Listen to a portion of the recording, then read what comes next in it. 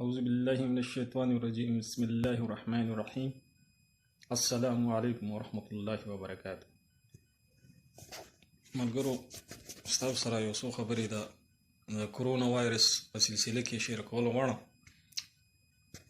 نن سبا تاسو دا خبرې اورئ مختلف چینلز او سوشل میډیا باندې خلکو نه چې وبا راوتې ده چې د هغې د لاسه ډېر خلک متاثره شوي او زمونږ پاکستان کې هم دا مرض چې دی نه په خورېدو دی او د دې روکتام دپاره حکومت چې دی نه هغه څه اقدامات کړي دي او خلکو ته د احتیاطي تدابیر په سلسله کې مختلف هدایات جاری کړي دي.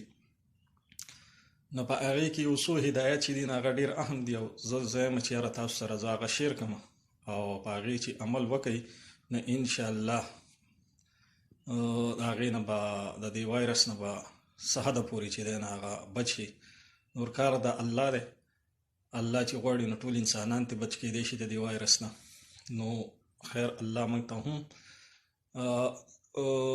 دغه په قرآن کې او په حدیثونو کې دا وینا ده چې کوم ځای چې وبای نه د هغه ځای نه به نه وځئ او په کم ځای کې چې وبای نو هغه ځای ته به هم نه ځئ.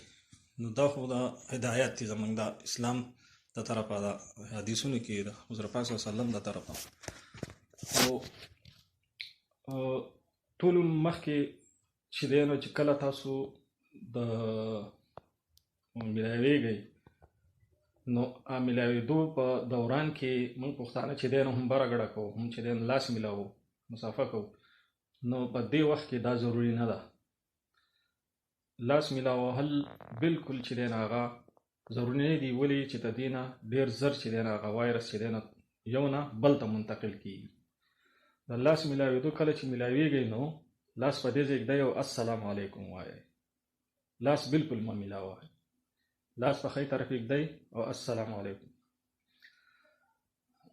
دغه شان دویمه طریقه دا ده چې کله پرنجی درځي نو دا لاس داسې کوئ او پرنجی وکئ.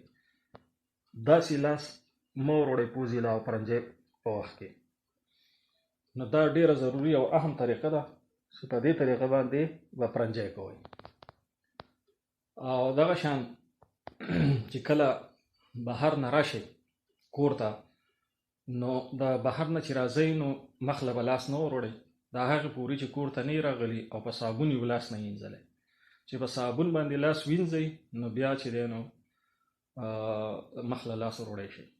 نو داسې یو څو خبرې وي نو دا ما تاسو سره دا شیر کول غوښتل او انشاءالله چې په دې باندې تاسو عمل وکړئ نو ډېر زیات دا خلک چې دی نو متاثر کېدو نه به بچ شي. ولې چې دا مرض چې دی نو دا د دې نه بچ کېده ډېره ګرانه ده. خصوصا په سوات کې زموږ خلک چې دی نه هغه باشعوره خلک دی، خو چې کله معمولي ګڼه ویني نو ټول پسې ورځي. هغه ځای کې که معمولي ګڼه وي نو هغې دپاره ټولو خلکو کې دا تجسس دا دغه راچوت شي چې یاره دغه ځای څه دي نو ټول پسې ورشي.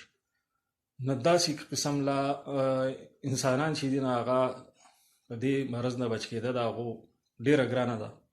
الله دې خیر کړي او احتیاط کوئ او چې دی نو خپل لمونځ اودس کوئ.